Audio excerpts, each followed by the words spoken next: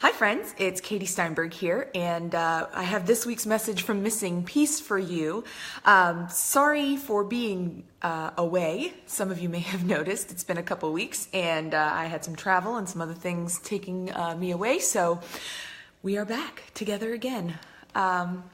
Want to let you know that coming up this week at Missing Peace, we are doing Enneagram together, which is sort of a personality profile with some spiritual undertones and really helps highlight the lens through which you see the world and hopefully helps you understand the lens through which others see the world, making us understand each other better as people. So you are invited to that. It's at the Bailey House, which is the corner of the Granada Bridge and Beach Street here in Ormond. And there's more information on Facebook. You could also find that information at ormondsmissingpeace.com or on our Instagram or Twitter. Or as always, you can find us on YouTube as well. But this past week, we were at a cooking class. We hosted a cooking class at Family Renew Community, which is a local shelter.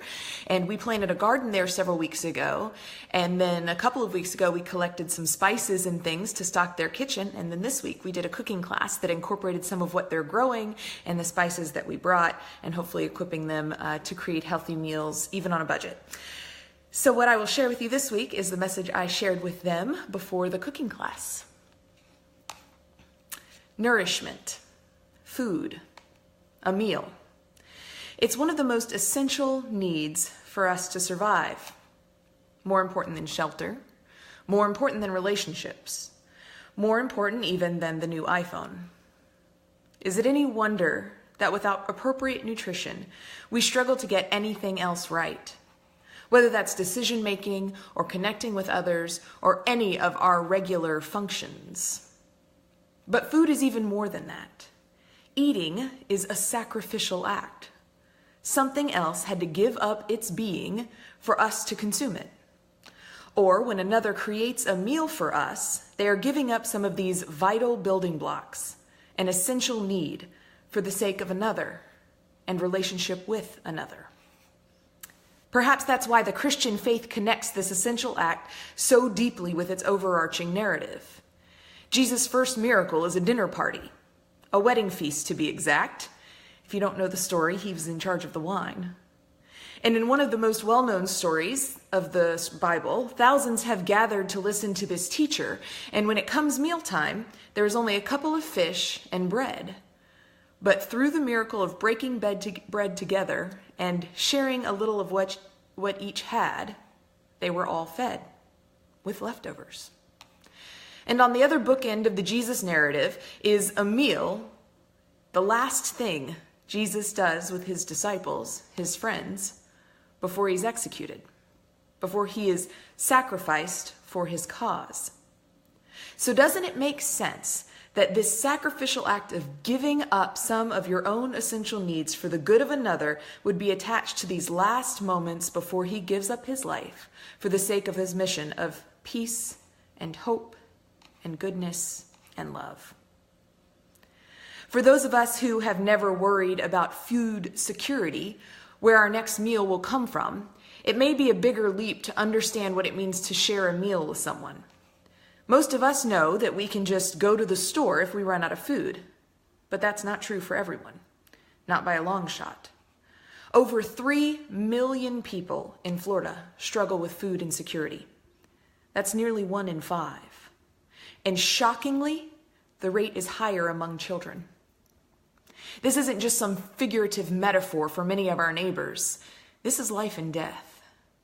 And that doesn't even account for the actual nourishment or lack thereof in the food that is available. So much like Jesus and his disciples did together, much like the Israelites had been doing for thousands of years before that, and not unlike Buddhist and Hindu sacred reverence for food, on Sunday, we broke bread together. When Jesus did this with his friends, he invited them to take a piece of bread in an act of remembrance, of connection, and of community, Because much like bread is the weaving together of ingredients prepared and becoming an essential building block for the ancient Middle Eastern diet, their lives live together. Their work, their self-sacrificial tenets of serving and giving and loving are woven together, connecting them and becoming the building blocks of a movement that would push back against oppression and hunger and prejudice and injustice for thousands of years. Whether bread represents that to you or simple gratitude or hope or connection, you're invited to have some with the gathered community of people committed to loving and serving and hope and connection. And as we did this together, we acknowledge the essential building block of food, but that we do not live by bread alone, but by connection and community also. Welcome to the table. It is set for you, and no one will ever be turned away. At that ancient meal about 2,000 years ago, this radical rabbi, this teacher of sacred teachings, this revolutionary with his roving band of do-gooders, not only signaled the essential through bread, but also through wine. Because life isn't just about the bare essentials, but also about joy and hope and goodness beyond measure. It's about the way our cups run over when we share and help and love and serve. He goes as far as to get on the floor in front of his students who revere him as Lord and wash their feet.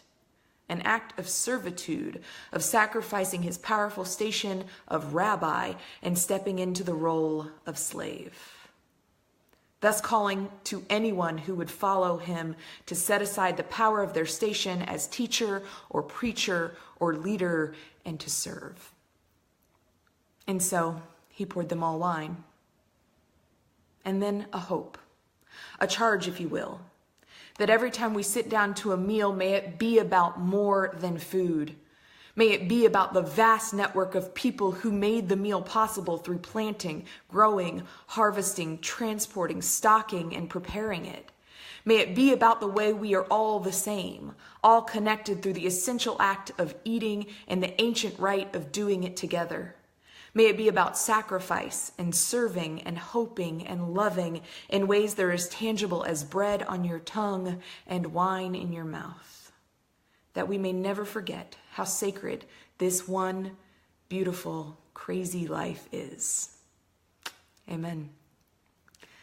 As always, you're invited to join us at Missing Piece. This week, we will gather at the Bailey House, which is at the corner of the Granada Bridge and Beach Street, for an exploration of the Enneagram, an ancient sort of mystical personality exploration. So you're invited. It's one of our cerebral weeks. And pretty soon, we're getting into our summer of serving. So look for more on that. It's all ages friendly. We'll meet about 6 times over the summer for different service projects, and we'll be communicating those as well as dates and venues, so you can join us to serve throughout the summer in sort of bite-sized, available little pieces. But until next time, friends, grace and peace.